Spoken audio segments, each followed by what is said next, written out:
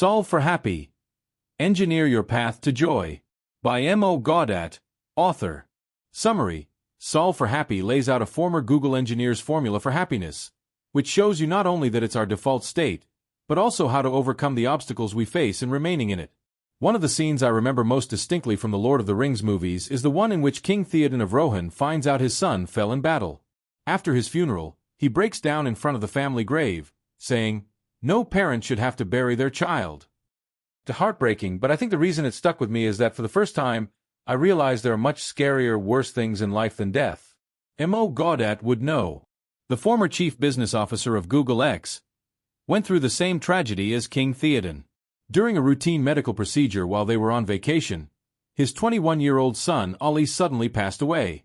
Since then, he's had a million reasons to be sad, which is exactly why he chose happiness instead. He and Ollie have been working on a formula for years.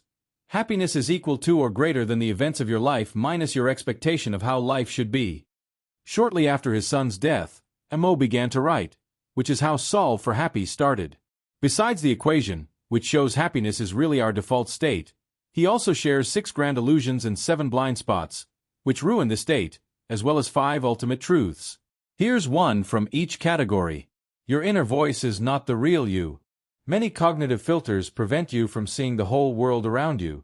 No matter if life is good or bad, staying in the present always makes you feel more content with it. Life is short. There's no time to waste. So let's solve for happy. Lesson 1. The voice inside your head is not you. Every single person on Earth has an inner monologue that runs 24/7/365.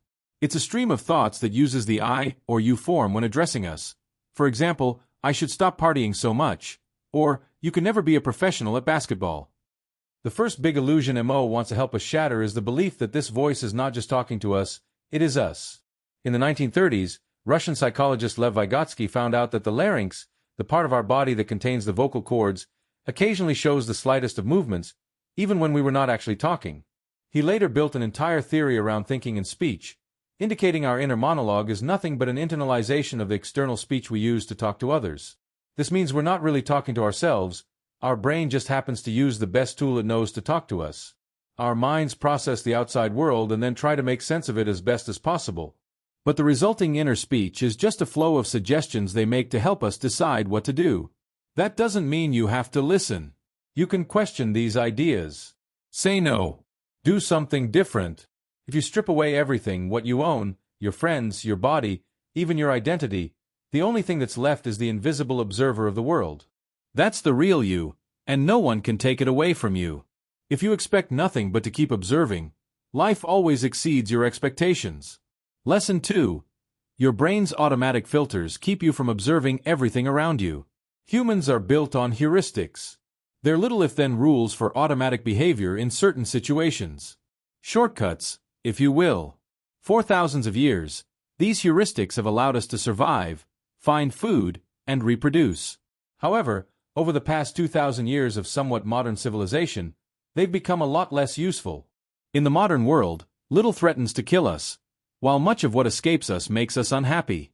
What used to ensure our survival now seems like a long list of errors standing in the way of us in happiness. Mo calls these errors blind spots. Psychology refers to them as cognitive biases.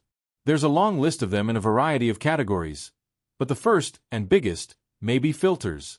Filters select what sensory information is passed on to your brain to process, because taking it all would be too much to handle.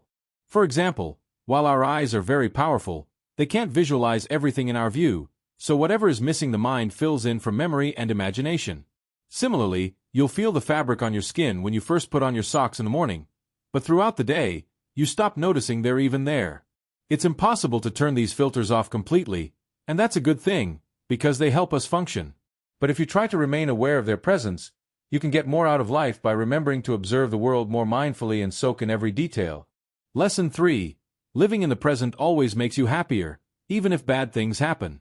Matt Killingsworth has been researching happiness at Harvard and Berkeley for several years. As part of his work, he runs a large-scale happiness study through the Track Your Happiness app. Over 15,000 people have joined, and the results clearly show one thing.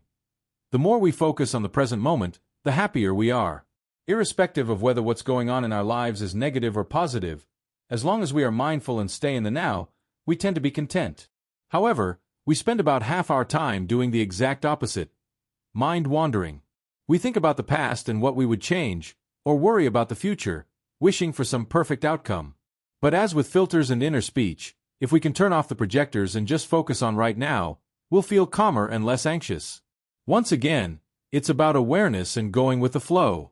This is the first ultimate truth Mo shares, and he wraps it all up in the Taoist concept of Wu Wei. Wu Wei simply means that sometimes, doing nothing is the best option, and that if you remain aware, acting will be effortless.